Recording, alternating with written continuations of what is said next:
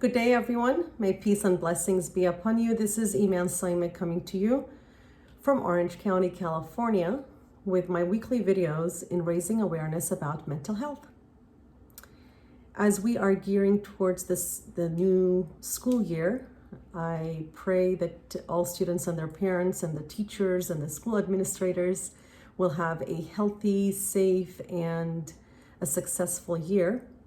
I know most schools and colleges are going back to in-person meetings, and they also are providing the online track.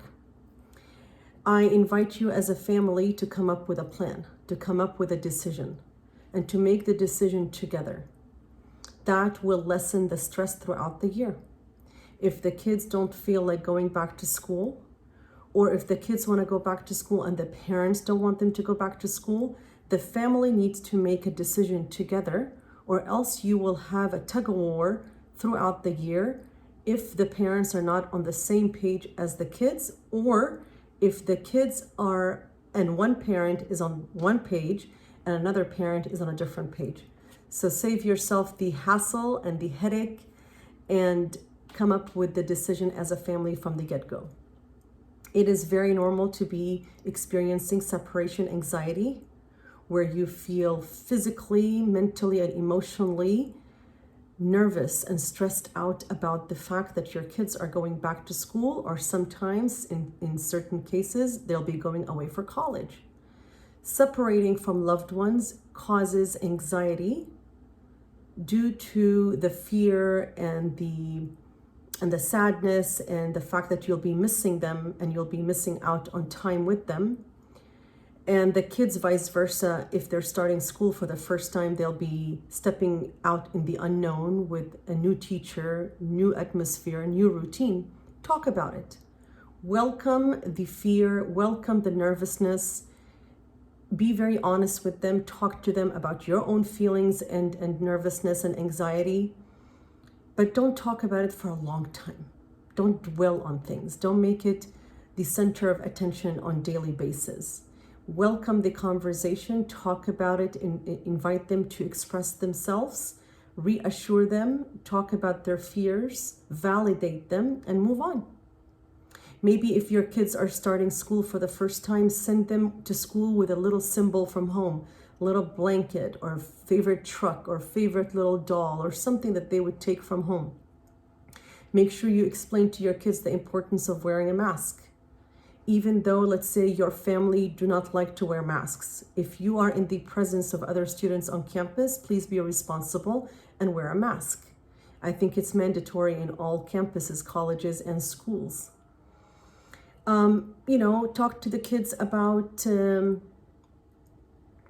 I often, when I used to be a teacher, I used to see parents, especially in kindergarten, they would say goodbye to the kids, but they really don't mean it. They hang around, goodbye, goodbye. And it ends up reoccurring. It's like reoccurrence of anxiety and stress and cycles of crying all over. When you say goodbye, mean it and leave. The kids eventually will learn that you are going to come back. And that will teach them trust in due time. They will trust their new environment. They will trust your words that you will come back. They will trust themselves to soothe themselves. They will trust their environment to connect with the teacher and the students alike. And they will understand the value of a routine and structure. If your kids are going away for college, talk to them about safety plans, talk to them about your expectations, and talk to them about what they see for themselves. Remember, this is their opportunity to venture out and discover themselves differently. They've been with you for 18 years and sometimes 20 years if they have gone through the community college route and they are transferring. So this is their opportunity to experiment who they are, I hope within healthy and good and safety boundaries. And I hope they do remember their principles and their values with them as they act and interact out there in the world. And they will make mistakes. In every stage, they will make mistakes. Be that safe haven that guides them and teaches them and welcomes them to talk to you, and be the person that they lean on. Don't be the one who is harsh and hard to reach out to for them to come to you and vent and talk and ask for support and help. What are some physical symptoms that you might see in your kids? Stomach aches, headaches, school avoidance when they keep calling you every day to come and pick them up. Oh, I have a headache, my stomach hurt, I didn't eat. Fatigue, I'm tired, I don't want to be in class, I didn't sleep well last night. If you see these recurrent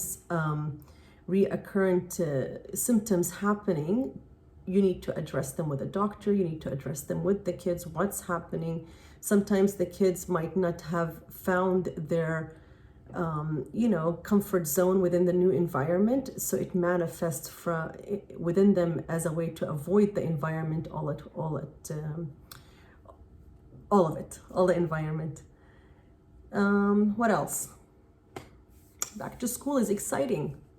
You get to go back to school shopping, make it enjoyable, be mindful to buy them the things that they like. Sometimes it's a little bit pricey. Be very vulnerable and honest with them, as I said earlier. Talk to them about your own fear. Talk to them about, coronavirus and how you're worried that they will contract anything from school, and, the importance of washing hands and all of that.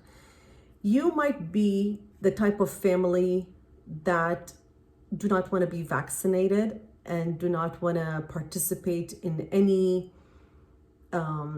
talk about coronavirus or anything like that. No problem. But again, when you're out in public, you are responsible to your presence among others. So please take the right steps to assure everyone's safety for yourself and for others. Your kids might be feeling anxiousness also due to social anxiety. They haven't been with kids for such a long time. We've been quarantined for a long time. So going back to school, or perhaps they're starting middle school or high school and they haven't seen friends for a long time and they lost touch with them. So really talk to the kids, validate them, give them the space to express themselves, see where they're at, and go from there.